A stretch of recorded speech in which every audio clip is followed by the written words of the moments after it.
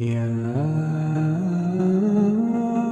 أيها الرسل كلوا من الطيبات واعملوا صالحا إني بما تعملون عليم. وإن هذه أمتكم أمة واحدة وأنا ربكم فاتقون.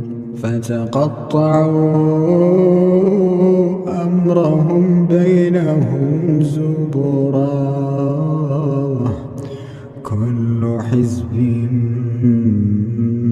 بما لديهم فرحون.